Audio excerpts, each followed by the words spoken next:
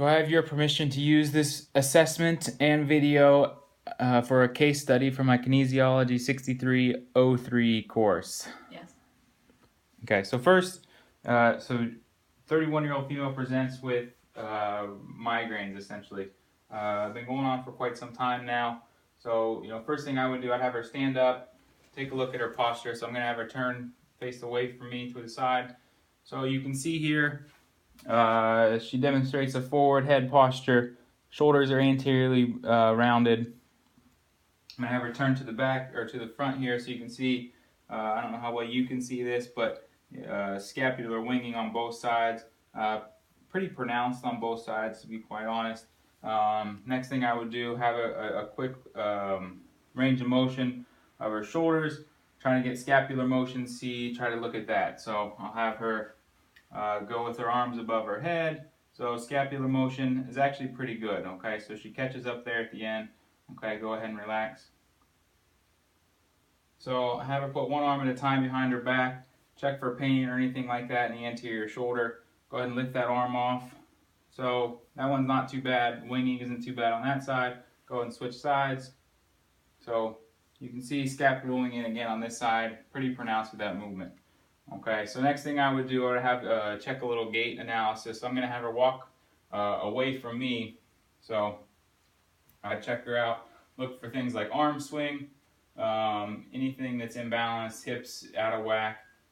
Nothing's coming out that's overly exaggerated.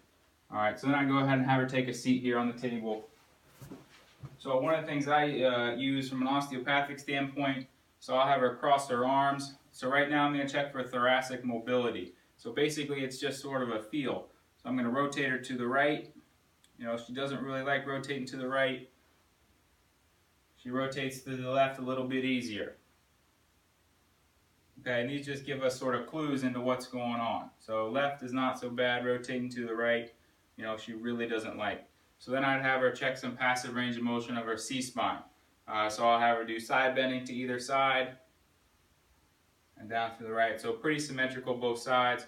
So then I'd have her do rotation, which is pretty good that way.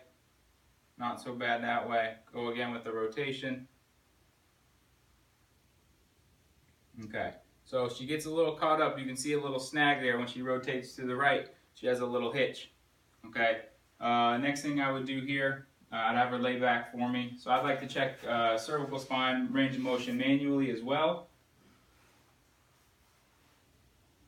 So take her head in my palms, have her try to relax, take a deep breath,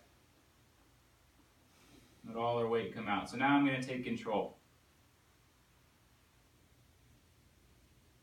So again, side bending range of motion pretty good. Doesn't really have any hitches. So flexion up,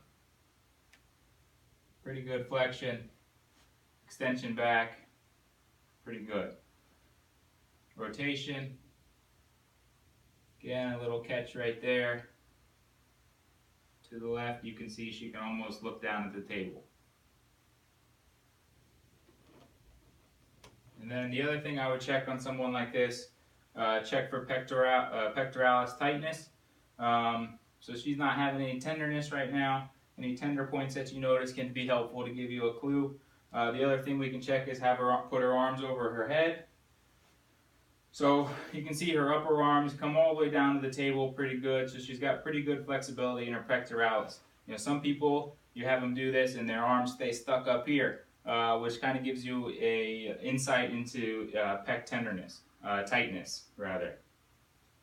Okay, so that's just a basic little assessment of someone who comes in complaining of neck pain, headaches, and C-spine tightness.